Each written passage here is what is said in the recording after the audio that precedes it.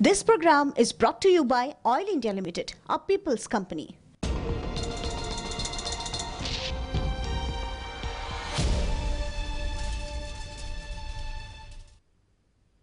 নমস্কাৰ দেশৰ সন্মানীয় প্ৰধানমন্ত্ৰী নৰেন্দ্ৰ মোদীৰ নিৰাপত্তা বিঘ্নিত হোৱাৰ ঘটনাক লৈ এতিয়া দেশৰ ৰাজনীতি উত্তাল কংগ্ৰেছ আৰু বিজেপি উভয় দলেই নিজৰ নিজৰ কাৰ্যসূচীৰে ইয়াক কেনেকৈ ৰাজনীতি কৰিব পাৰি ইয়াক লৈ তাত ব্যস্ত হৈ পৰিছে বিজেপিয়ে 6 জানুৱাৰীৰ দিনা অৰ্থাৎ কালি বিভিন্ন ঠাইত প্ৰতিবাদ সাব্যস্ত কৰিছে হোম যাগযজ্ঞ ইত্যাদি বিভিন্ন ধৰণৰ পূজা পাৰ্বণত মোদীৰ দীৰ্ঘায়ু কামনা কৰিছে আমি পৰীক্ষা কৰিবলৈ চেষ্টা কৰিম যে প্ৰকৃততে এই গুটেই ঘটনাটোৰ নেপথ্য ৰহস্য কি কোনো সন্দেহ নাই যে প্ৰধানমন্ত্ৰীৰ পঞ্জাব ভ্ৰমণ কালত তেওঁৰ নিৰাপত্তা বিঘ্নিত হৈছিল সুৰক্ষা বিঘ্নিত হৈছিল কিন্তু এই সুৰক্ষা বিঘ্নিত হোৱাৰ অন্তৰালত কিবা ৰহস্য আছে নেকি কিবা উদ্দেশ্য আছিল নেকি এই বিষয়ে পৰীক্ষা কৰাটোৱে আজিৰ সাৰাংশৰ উদ্দেশ্য আহক গ্ৰাফিক্সত দেখিব যে 5 জানুৱাৰী অৰ্থাৎ যোৱা পৰহি প্ৰধানমন্ত্ৰী মোদীৰ নিৰাপত্তা গুৰুতৰ ধৰণে ব্যাহত হয় পঞ্জাবত নিৰ্বাচনী সভাত অংশগ্ৰহণৰ উদ্দেশ্যৰে যোৱা প্ৰধানমন্ত্ৰীৰ কনভয়টো মটৰকেটটো বা কেভেলকেটটো ৰাজপথত 15 মিনিট সময় ৰৈ যাব লগা হয় নিৰ্বাচনী সভা বুলি এই কাৰণে কৈছো মই যে অহা ফেব্ৰুৱাৰী মাহত 5খন ৰাজ্যৰ নিৰ্বাচন হ'ব আৰু তাৰ ভিতৰত পঞ্জাবো আছে গতিকে পঞ্জাবত এতিয়া যিমানবোৰ সভা হ'ব সকলোৰে উদ্দেশ্য একমাত্ৰ নিৰ্বাচন পঞ্জাবৰ ফিৰোজপুৰ জিলাত প্ৰতিবাদী আন্দোলনকাৰী ৰাজপথত ৰৈ আছিল আৰু পঞ্জাব পুলিচে অন্তিম সময়ত প্ৰধানমন্ত্ৰী নৰেন্দ্ৰ মোদীৰ কেভেলকেটটো অৰ্থাৎ মটৰ গাড়ীৰ যিটো বিশাল কনভয় সেইটো ৰখাই দিলে অলপমান ব্যৱধানত 15 মিনিট সময় ফ্লাইঅভাৰত অৱস্থান কৰাৰ পিছত প্ৰধানমন্ত্ৰী উভতি আহিব লগা হয় কাৰণ ৰাজপথ প্ৰতিবাদকাৰীয়ে অৱৰোধ কৰি ৰাখিছিল ফিৰোজপুৰত এখন ৰাজহুৱা সভা আছিল সেইখন বাতিল কৰা হ'ল প্ৰধানমন্ত্ৰীৰ নিৰাপত্তা বিঘ্নিত হোৱা স্বাভাৱিকভাৱেই আপোনাৰ মোৰ দৰে দেশবাসী অত্যন্ত উদ্বিগ্ন কাৰণ দেশৰ শীৰ্ষতম ৰাষ্ট্ৰীয় নেতাজনৰ নিৰাপত্তা নিশ্চিত কৰাটো সমগ্ৰ দেশৰ আৰু ৰাষ্ট্ৰ ব্যৱস্থাৰ দায়িত্ব এনেকুৱা অৱস্থাত প্ৰধানমন্ত্ৰীৰ কেভেলকেটটো প্ৰধানমন্ত্ৰীৰ মটৰ গাড়ীৰ যি মটৰকেট এইটো ৰৈ যোৱাটো 15 মিনিট সময় ৰাজপথত অৱস্থান কৰিব লগা হোৱাটো অত্যন্ত গুৰুতৰ কথা 6 জানুৱাৰী দেশজুৰি প্ৰধানমন্ত্ৰীৰ দীৰ্ঘায়ু কামনা কৰি বিজেপিয়ে দেশজুৰি পূজা অৰ্চনা কৰিলে আমাৰ অসমতো ইয়াৰ ব্যতিক্ৰম নহল আৰু ঠায়ে ঠায়ে বিজেপিয়ে প্ৰতিবাদ সাব্যস্ত কৰিলে আহক যে কোট কেনেকুৱা ধৰণে এই হোম যাগযজ্ঞ হৈছিল বিজেপিৰ পূজা পাৰ্বণৰ কিয় অংশ আমি চাই লওঁ অকমান কেইটামান ভিডিঅ' যোগী আদিত্যনাথে উত্তৰ প্ৰদেশত কি ধৰণে পূজা অৰ্চনা কৰি বিজেপিৰ নৰেন্দ্ৰ মোদীৰ দীৰ্ঘায়ু কামনা কৰিলে এবাৰ চাই লওঁ আহক এটা সৰু ভিডিঅ' है काशी विश्वनाथ मंदिर में 101 ब्राह्मण मिलकर कर रहे हैं क्योंकि जिस तरीके से प्रधानमंत्री नरेंद्र मोदी की सुरक्षा में सेंध मारी हुई है उसको लेकर हर कोई चिंतित नजर आ रहा है और ये तस्वीरें सबसे पहले रिपब्लिक भारत पर आपको दिखा रहे हैं यूपी के मुख्यमंत्री योगी आदित्यनाथ पूजा अर्चना करने पहुंचे हैं वाराणसी से ये तस्वीरें हैं काल भैरव मंदिर है जहां पर मुख्यमंत्री योगी आदित्यनाथ इस समय पूजा अर्चना कर रहे हैं और ये पूजा अर्चना प्रधानमंत्री नरेंद्र मोदी को दीर्घायु करने के लिए हो रही है क्योंकि প্ৰধানমন্ত্ৰী নৰেন্দ্ৰ মোদীৰ দীৰ্ঘায়ু কামনা কৰি নগাঁৱৰ মহামৃত্যুঞ্জয় মন্দিৰতো পূজা অৰ্চনা কৰা হৈছিল সামগুৰিৰ বিধায়ক জিতু গোস্বামীৰ নেতৃত্বত হোৱা পূজা অৰ্চনাৰ অকমান এটা অংশ আমি চাই লওঁ আহক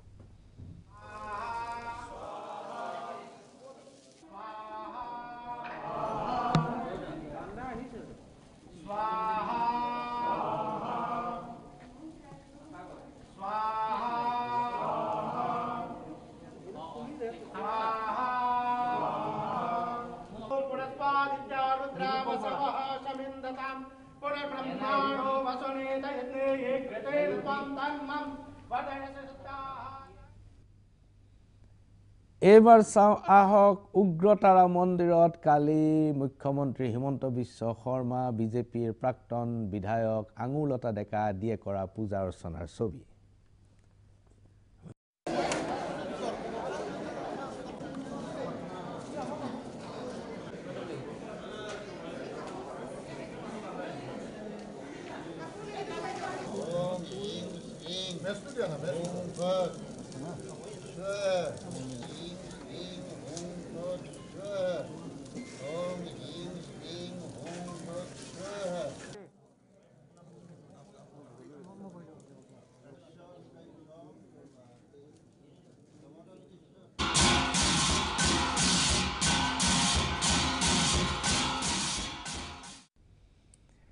সেয়া আছিল দেশজুৰি চলা পূজা অৰ্চনাৰ কিয়দংশ সামান্য এটা আভাস প্ৰিয় দৰ্শক এই যে নিৰাপত্তা বিঘ্নিত হ'ল আৰু প্ৰধানমন্ত্ৰীগৰাকীৰ জীৱনৰ প্ৰতি এটা সাংঘাতিক ধৰণৰ ভাবুকি আহিছে বুলি যিটো সাংঘাতিক ধৰণে আলোচনা হৈছে ইয়াৰ আচলতে নেপথ্য কাৰণটো কি গ্ৰাফিক্সত দেখিব যে 5 জানুৱাৰীত পৰহি মূলতঃ দুটা কাৰ্যসূচীলৈ প্ৰধানমন্ত্ৰী পাঞ্জাবলৈ গৈছিল প্ৰথমতে তেওঁ ফিৰোজপুৰৰ ঐতিহাসিক হুছেইনৱালা স্মাৰকলৈ হুছেইনৱালা মেমৰিয়েল বুলি যিটো ঐতিহাসিক স্মাৰক আছে তালৈ যোৱাৰ কথা আছিল আৰু ইয়াৰ পিছত ফিৰোজপুৰৰ পেৰেড গ্ৰাউণ্ডত তেওঁ এখন বিজেপিৰ নিৰ্বাচনী সভাত বিজেপিৰ ৰাজনৈতিক সভাত অংশগ্ৰহণ কৰাৰ কাৰ্যসূচী আছিল সেই অনুসৰি বিমানেৰে বিশেষ বিমানেৰে প্ৰধানমন্ত্ৰী ভাটিন্দা জিলাৰ ভিচিয়ানা এয়াৰ বিমানবন্দৰত অৱতৰণ কৰিব তাৰ পৰা হেলিকপ্টাৰেৰে হুছেইনৱালা স্মাৰক আৰু ফিৰোজপুৰৰ জনসভালৈ যাব সেইটোৱে আছিল প্ৰধানমন্ত্ৰীৰ ভ্ৰমণসূচী কিন্তু এই ভ্ৰমণসূচীৰ পিছৰখিনি কি হ'ল আপোনালোকে চাওক গ্ৰাফিক্সত যে ভ্ৰমণসূচী অনুসৰি প্ৰধানমন্ত্ৰীয়ে 10:20 ভাটিন্দাৰ ভিচিয়ানা বিমানবন্দৰত অৱতৰণ কৰিলে মন কৰিব সময়টো মন কৰিব 10:20 ভাটিন্দাৰ ভিচিয়ানা বিমানবন্দৰত অৱতৰণ কৰিলে কিন্তু সেই সময়ত ভাটিন্দাত ধাৰাসাৰ বৰষুণ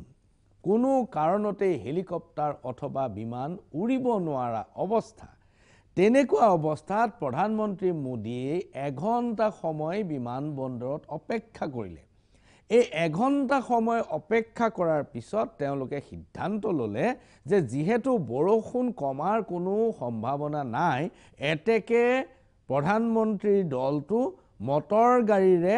ৰাজপথেৰে যাত্ৰা কৰি ফিৰোজপুৰলৈ যাব মন কৰিব পূৰ্বৰ কাৰ্যসূচী আছিল বিমানেৰে ভাটিন্দালৈ আহি হেলিকপ্টাৰেৰে ফিৰোজপুৰলৈ যোৱাটো কিন্তু বৰষুণৰ কাৰণে কাৰ্যসূচী সলনি কৰি ৰাজপথেৰে মটৰ গাড়ী লৈ ফিৰোজপুৰত উপস্থিত হোৱাৰ সিদ্ধান্ত গ্ৰহণ কৰা হ'ল 1 ঘণ্টাৰ পিছত ভাটিন্দা ভিচিয়ানাৰ পৰা ভাটিন্দাৰ যি ভিচিয়ানা বিমানবন্দৰ আছে এই বিমানবন্দৰৰ পৰা ফিৰোজপুৰৰ দূৰত্ব 122 কিলোমিটাৰ এই 122 কিলোমিটাৰ পথ গাড়ীৰে যোৱাৰ সিদ্ধান্ত যেতিয়া ললে তেতিয়া 11:15 10:20 তেওঁ অৱতৰণ কৰিছিল 1 ঘণ্টাৰ পিছত 11:15 তেওঁ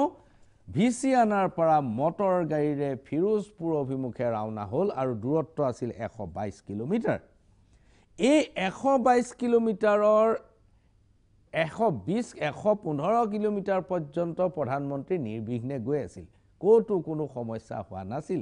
কিন্তু অন্তিম 5 কিলোমিটাৰত সমস্যাটোৰ সৃষ্টি হ'ল দুপৰীয়া 1:05 পিয়াৰিয়ানা নামৰ গাঁও এখনৰ ৰাজপথৰ ওপৰত থকা ফ্লাইঅভাৰৰ ওপৰত প্ৰধানমন্ত্ৰীৰ মটৰকেট ৰখাই দিয়া হ'ল পাঞ্জাব পুলিচে প্ৰধানমন্ত্ৰীৰ নিৰাপত্তা সুৰক্ষা বেষ্টনীত থকা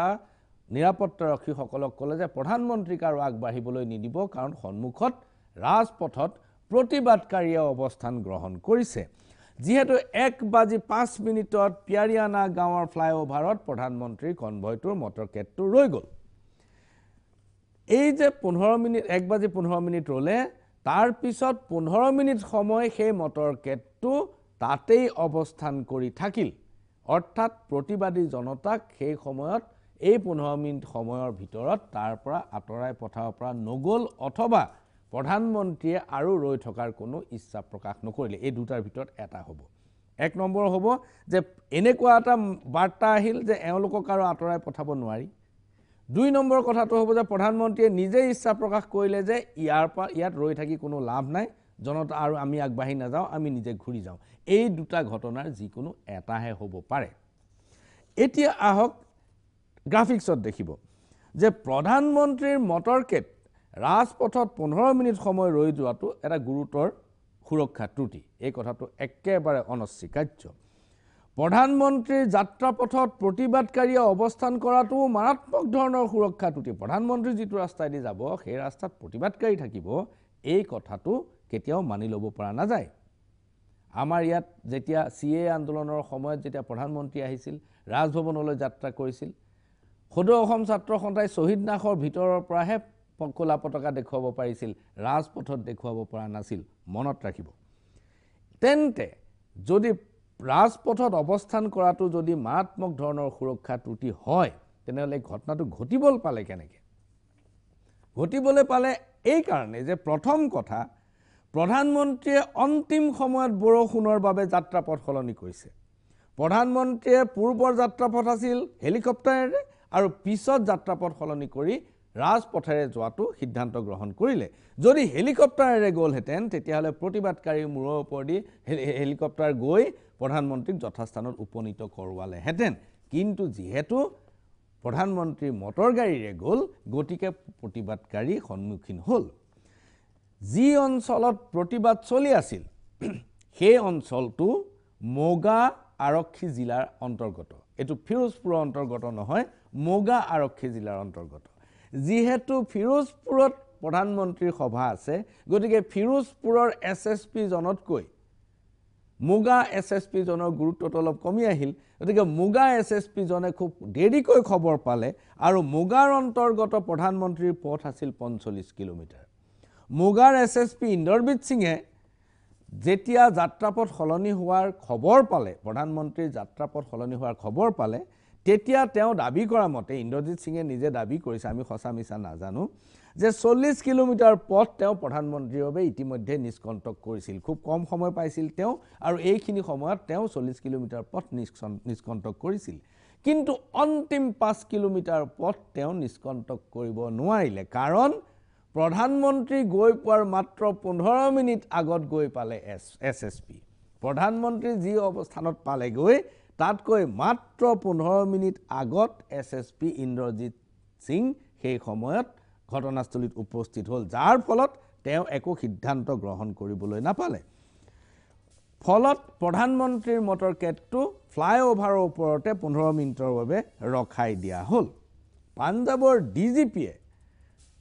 প্ৰতিবাদকাৰীসকলক বলপূৰ্বকভাৱে আঁতৰাই পঠোৱাৰ পোষকতা কৰিছিল তেওঁ কৈছিল যে যদি প্ৰয়োজন হয় বল প্ৰয়োগ কৰক এই মানুহখিনি আঁতৰাই পঠাব লাগে প্ৰধানমন্ত্ৰীৰ ৰাস্তাটো নিষ্কণ্টক কৰিব লাগে কিন্তু তেওঁ ৰাজনৈতিক সুৰক্ষা সংকেত নাপালে কাৰণ এনেকুৱা এটা ঘটনা কৰিবলৈ নিৰ্বাচনৰ সন্মুখত প্ৰতিবাদী জনতাৰ ওপৰত লাঠি চালনা কৰিবলৈ কন্দুৱা গেছ প্ৰয়োগ কৰিবলৈ ৰাজনৈতিক সেউজ সংকেত লাগিব এই পঞ্জাব চৰকাৰে তেওঁক ৰাজনৈতিক সেউজ সংকেত নিদিলে কাৰণ ইয়াৰ পৰা হিতে বিপৰীত হোৱাৰ আশংকা আছে এতিয়া আহক কৃষকসকলে কিয় এখিনিত প্ৰতিবাদ কৰিছিল তেওঁলোকৰটো আন্দোলন শেষ হৈ গৈছে কৃষকসকলে তাত কিয় প্ৰতিবাদ কৰি আছিল আমি গ্ৰাফিক্সত চাওঁ প্ৰধানমন্ত্ৰীৰ সন্মুখত প্ৰতিবাদ কৰাটো উদ্দেশ্য আছিল নেকি কৃষকৰ প্ৰথম দৃষ্টিতে নাই কাৰণ প্ৰধানমন্ত্ৰী হেলিকপ্টাৰেৰে যোৱা কথা আছিল কৃষকৰ মূৰৰ ওপৰেদি যোৱা কথা আছিল গতিকে কৃষকে প্ৰধানমন্ত্ৰীক অগাভেটা কৰাৰ কোনো প্ৰশ্নই আহিব নোৱাৰে যদিহে বৰষুণ নাহিলেহেঁতেন ভাৰতীয় কিষাণ ইউনিয়নৰ ক্ৰান্তিকাৰী এই গোটটোৰ ফুল গোট বুলি এটা আছে এই ফুল গোটটোৱে ফিৰোজপুৰৰ ঘাইপথ অৱৰোধ কৰিছিল ফিৰোজপুৰ অঞ্চলটোত মোগা অঞ্চলটোত এই ক্ৰান্তিকাৰী গোটটোৰ ফুল গোটটোৰ শক্তি বহুত বেছি কৃষক সংগঠনটোৰ সাধাৰণ সম্পাদক বলদীপ সিং জিৰাৰ মতে পুৱাৰে পৰা কৃষকসকলে সেই অঞ্চলটোত অৱস্থান কৰি আছিল তেওঁ কোৱা মতে যে তেওঁলোকে বিজেপিৰ সভালৈ যোৱা গাড়ীবোৰ ৰখাইছিল আৰু মানুহবোৰক সভালৈ নাযাবলৈ অনুৰোধ কৰিছিল হঠাৎ ফিৰোজপুৰৰ এছএছপিয়ে আহি পেলাই জনালে যে প্ৰধানমন্ত্ৰী এই ৰাস্তাৰে আহি আছে কিন্তু কৃষকসকলে কথাটো বিশ্বাস নকৰিলে তেওঁলোকে ভাবিলে যে এই প্ৰতিবাদকাৰীসকলক আঁতৰাই পঠোৱাৰ কাৰণেই এইটো এটা কৌশল গতিকে কৃষকসকলে তাতে ৰৈ থাকিল কিন্তু যেতিয়া তেওঁলোকে গম পালে যে প্ৰধানমন্ত্ৰী সঁচাকৈয়ে আহি পালেহিয়ে আৰু ফ্লাইঅভাৰৰ ওপৰত অৱস্থান কৰিছে তেতিয়া তেওঁলোকে গুণাগঠা কৰি সিদ্ধান্ত লোৱাৰ পূৰ্বে প্ৰধানমন্ত্ৰী ঘূৰি গুচি গ'ল এটা বিশাল প্ৰতিবাদী জনতাক খুব কম সময়ৰ ভিতৰত পতিয়ন নিয়াটো সম্ভৱ নহয় গতিকে তেওঁলোকে কিবা এটা ব্যৱস্থা কৰাৰ আগতেই প্ৰতিবাদী প্ৰধানমন্ত্ৰী ঘূৰাৰ সিদ্ধান্তটো গ্ৰহণ কৰিলে ইতিমধ্যে পাঞ্জাব পুলিচেও আৰু 15 মিনিট সময় বিচাৰিছিল 15 মিনিটৰ ভিতৰত হয়তো সেই প্ৰতিবাদী জনতাক আঁতৰ কৰিব পৰা গ'লহেঁতেন এইটো এটা হাইপোথেটিকেল কথা হয়তো নাযাবও পাৰে সেইটো সম্ভৱ নহ'বগৈও পাৰে কিন্তু এইটো এটা সময়ত এইটো কথা উত্থাপন হ'ব বলদেৱ সিং জিৰাই কৈছে যে আমাৰ উদ্দেশ্য প্ৰধানমন্ত্ৰী নাছিল প্ৰধানমন্ত্ৰী সেইফালে আহিব বুলিও আমি গোটে নাজানো হঠাৎ আমি গম পাইছো আৰু আমি ভাবি লৈছিলো এইটো মিছা কথা পুলিচে এইটো আমাক কৌশল কৰি পেলাই আঁতৰাব খুজিছিল কিন্তু পিছত যেতিয়া গম পালো যে প্ৰধানমন্ত্ৰী সঁচাকৈ আহি অৱস্থান কৰিছে তেতিয়া আমি সিদ্ধান্ত লোৱাৰ পূৰ্বেই প্ৰধানমন্ত্ৰী ঘূৰি গুচি গ'ল এই সময়ত 1:15 মিনিটত 1:05 যেতিয়া প্ৰধানমন্ত্ৰী ফ্লাইঅভাৰত অৱস্থান কৰিছিল সেই সময়ত পৰা যদি প্ৰতিবাদী জনতাক আঁতৰ কৰি পেলাই প্ৰধানমন্ত্ৰীক লৈ যোৱা হ'লহেঁতেন তেন্তে প্ৰধানমন্ত্ৰীয়ে গৈ ফিৰোজপুৰৰ সেই পেৰেড গ্ৰাউণ্ডত কি দেখিলেহেঁতেন ফিৰোজপুৰৰ পেৰেড গ্ৰাউণ্ডত বৰষুণৰ কাৰণে এনেকুৱা এটা অৱস্থা হৈছিল যে তাত সভাস্থলীত মানুহেই নাছিল প্ৰধানমন্ত্ৰীক এই মেছেজটো যে কোনোবাই দিয়া নাই এই কথাটো কেনেকৈ গম পাব আহক ফিৰোজপুৰৰ গ্ৰাউণ্ডখনৰ প্ৰধানমন্ত্ৰীৰ অৱতৰণৰ পূৰ্বে তেওঁ গৈ পোৱাৰ পূৰ্বে যিটো অৱস্থা তাৰ এটা সৰু ভিডিঅ' আমি চাই লওঁ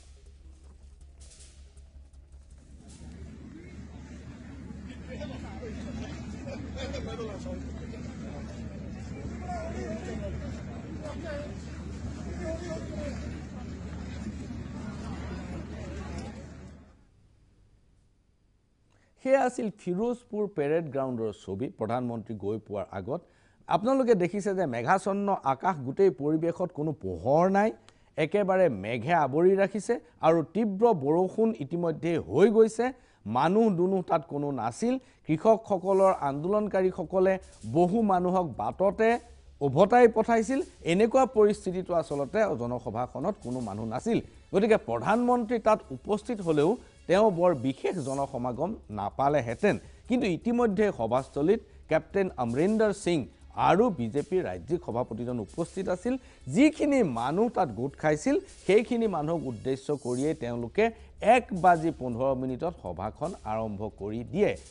কিন্তু তেওঁলোকে এই কথাটো জনতাক জনোৱা নাছিল যে প্ৰধানমন্ত্ৰী আৰু ইয়ালৈ নাহে এতিয়া কথা হ'ল আপোনালোকে গ্ৰাফিক্সত দেখিব যে এই ঘটনাৰ পিছতে ঠিক ঘটনাটো ঘটাৰ পিছতে যেতিয়া মোদী ঘূৰি অহাৰ সিদ্ধান্ত হ'ল তেতিয়া প্ৰধানমন্ত্ৰী মোদীয়ে ক'লে যে মোৰ জীৱন সুৰক্ষিত নহয় তেওঁ কোনো মতে প্ৰাণ বচাই লৈ উভতি আহিছো বুলি মন্তব্য কৰে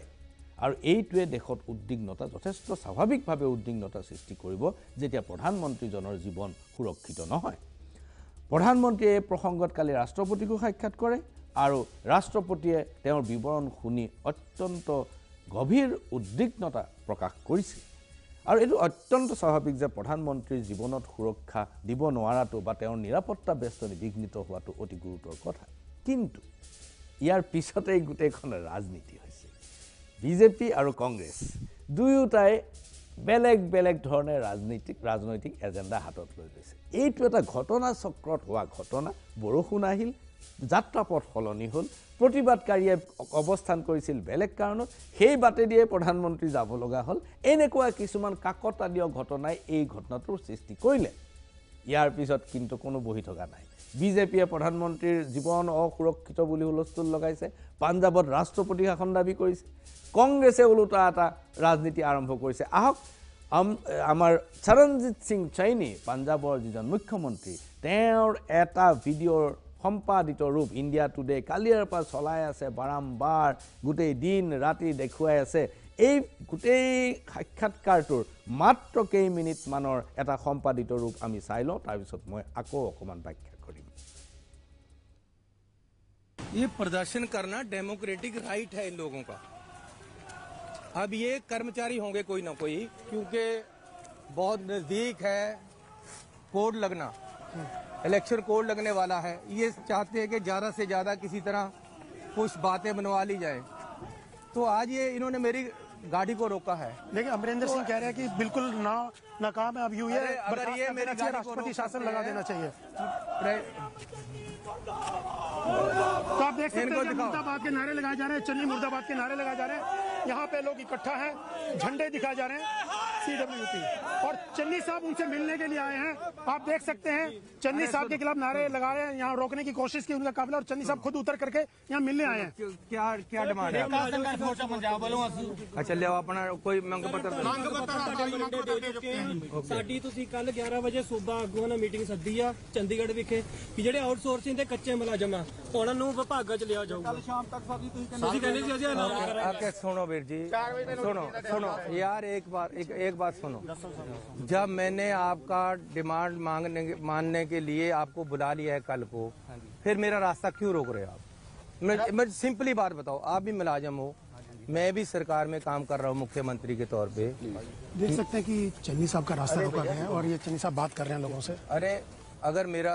रास्ता तुम आज रोक रहे हो, यहाँ